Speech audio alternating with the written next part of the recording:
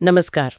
महाभारत के कर्ण पर्व में एक बहुत ही मार्मिक हिस्सा है जहां राजा धृतराष्ट्र अपने दो सबसे बड़े सबसे अहम योद्धाओं भीष्म और द्रोण के निधन पर गहरा शोक मना रहे हैं। जी।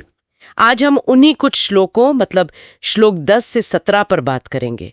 धृतराष्ट्र बार बार कहते हैं भृशम में व्यथित मनः, मेरा मन अत्यंत व्यथित है। हाँ, तो आज हम इसी व्यथा को, उनके दुख की गहराई को समझने की कोशिश करेंगे।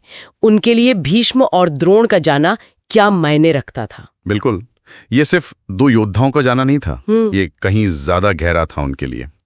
तो सबसे पहले वो भीष्म को याद करते हैं, गंगा पुत्र भीष्म। वो संजय को बताते हैं कि भीष्म सिर्फ वीर नहीं थे, वो दिव्यास्त्रों के ज्ञाता थे। दिव्यास्त्रज्ञ। हाँ। और ये बात तो हैरान करने वाली है, रोजाना 10,000 कवच पहने रथियों का वो संहार करते थे। श्लोक 11 में है ये। 10,000 रोज, ये तो अकल्पनीय सी बात लगती है आज, है ना। लेकिन फिर सवाल उठता है कि ऐसे अजय योद्धा को मारा किसने। और यहीं धृतराष्ट्र का दर्द और बढ़ जाता है, क्योंकि उन्हें मारा शिखंडी ने, वो भी पांडवों की सुरक्षा में। हाँ, पांडवयाभिगुप्तेन। और धृतराष्ट्र जिस तरह से शिखंडी का जिक्र करते हैं, असुरक्षित द्रुपद कुमार, उसमें एक तरह का तिरस्कार है, जैसे वो उसे योद्धा मानने को तैयार ही नहीं। सही कहा। तो भीष्म की वो अजेय छवि और फिर उनकी मृत्यु का ये तरीका, ये विरोधाभास उनके दुख को बहुत गहरा कर देता है। बिल्कुल, ये सिर्फ एक मौत नहीं थी, ये एक महाशक्ति का पतन था, और वो भी ऐसे इंसान के हाथों जिसे वो शायद कुछ समझते ही नहीं थे। भीष्म का जाना एक बहुत बड़ा सदमा था, लेकिन धृतराष्ट्र की पीड़ा यही नहीं रुकी।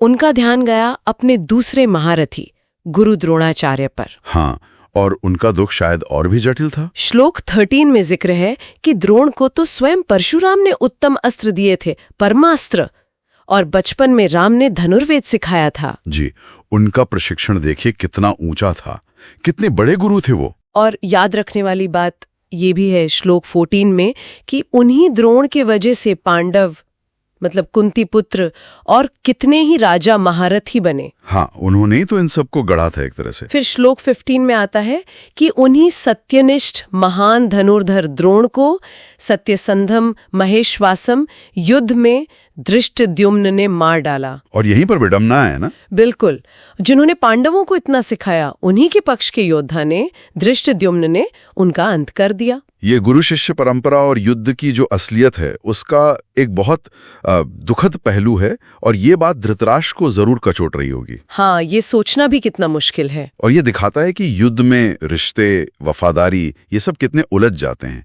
ये सिर्फ एक सेनापति का जाना नहीं था, ये शायद उस भरोसे का भी टूटना था जो द्रोण पर था।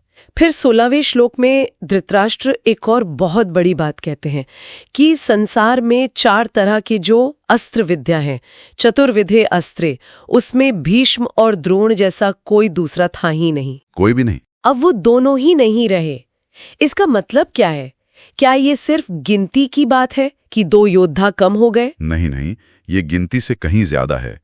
वो कह रहे हैं कि युद्ध कला का जो शिखर था, जो संपूर्ण ज्ञान था, हर तरह की विशेषज्ञता, वो इन दोनों के साथ ही चले गई। जैसे उस विद्या के 2 सबसे बड़े स्तंभ ही गिर गए हों। बिल्कुल, उन्हें लग रहा है कि इनकी जगह कोई ले ही नहीं सकता, ये नुकसान कभी पूरा नहीं हो सकता, अपूरणीय क्षति। और फिर आखिर में श्लोक 17 में वो एक ऐसा सवाल पूछते हैं जो उनके डर को, उनकी चिंता को दिखाता है। हाँ, ये बहुत महत्वपूर्ण सवाल है। वो पूछते हैं, तीनों लोकों में जिनके समान कोई अस्त्र चलाने वाला नहीं था, उन द्रोण को मारा गया सुनकर मेरे पुत्रों ने क्या किया? ये सिर्फ दुख नहीं है, अब इसमें गहरी चिंता है, शायद अपनी ही सेना की काबिलियत पर शक भी है कि अब क्या होगा।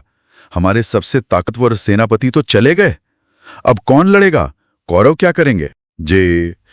ये सवाल पूरी लड़ाई के भविष्य पर, कौरवों की जीत की संभावना पर एक बहुत बड़ा प्रश्न चिन्ह लगा देता है।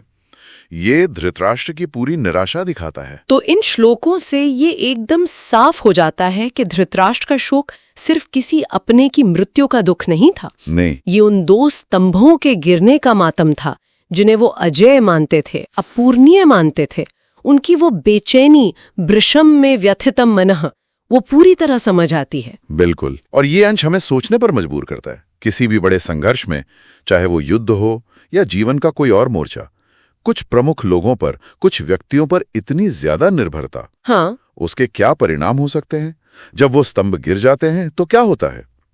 शायद यही सवाल धृतराष्ट्र के मन में गूंज रहा था, और यही सवाल आज भी प्रासंगिक है।